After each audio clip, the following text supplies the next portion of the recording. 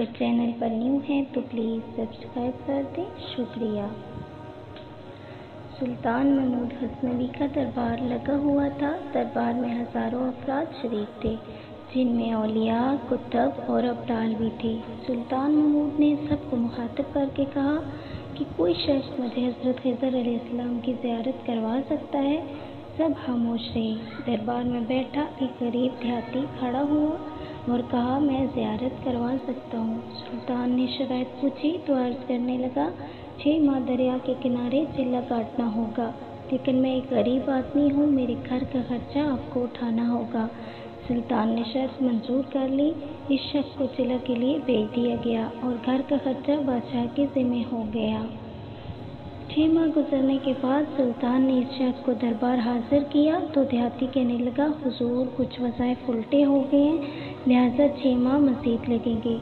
مزید 6 ماہ گزرنے کے بعد سلطان محمود کے دربار میں اس شخص کو دوبارہ پیش کیا گیا تو بادشاہ نے پوچھا، میرے کام کا کیا ہوا؟ یہ بات سن کے دیہاتی کہنے لگا، بادشاہ سلامت، کہاں میں گنہگار اور کہاں حضرت خضر علیہ السلام، میں نے آپ سے جھوٹ بولا، میرے گھر کا خرچہ پورا نہیں ہو رہا تھا، بچے بھوک سے مر رہے تھے، اس لیے ایسا کرنے پر مجبور ہوا۔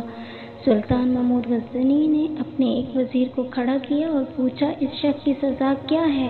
وزیر نے کہا، اس شخص نے بادشاہ کے ساتھ جھوٹ بولا ہے، لہٰذا اس کا گلہ کاٹ دیا جائے۔ دربار میں ایک نورانی چہرے والے بزرگ بھی تشریف فرما تھے، کہنے لگے، بادشاہ سلامت، اس وزیر نے بالکل ٹھیک کہا۔ بادشاہ نے دوسرے وزیر سے پوچھا، آپ بتاؤ۔ اس نے کہا، اس شخص نے بادشاہ کے ساتھ فراڈ کیا، اس سے گلہ نہ کاٹا جائے بلکہ اسے کتوں کے آگے ڈالا جائے تاکہ یہ ذلیل ہو کر مرے، اسے مرنے میں کچھ وقت تو لگے۔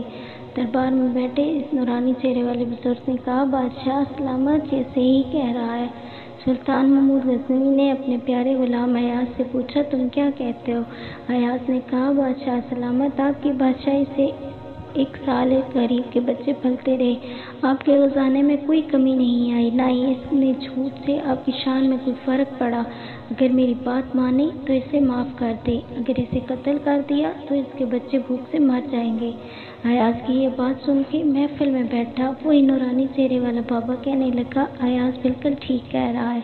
سلطان محمود غزنوی نے اس بابا جی کو بلایا اور پوچھا، آپ نے ہر وزیر کے فیصلے کو درست کہا، اس کی وجہ مجھے سمجھائی جائے۔ بابا جی کہنے لگے، بادشاہ سلامت، پہلے نمبر پر جس وزیر نے کہا اس کا گلہ کاٹا جائے تو وہ قوم کا قصائی ہے اور قصائی کا کام ہے گلے کاٹنا۔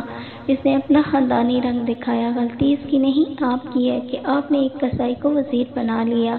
دوسرا جس نے کہا اسے کتوں کے آگے ڈالا جائے، اس وزیر کا والد بادشاہوں کے کتے نہلایا کرتا تھا، کتوں سے شکار کھیلتا تھا، اس کا کام ہی کتوں کا شکار ہے، تو اس نے اپنے خاندان کا تعارف کروایا۔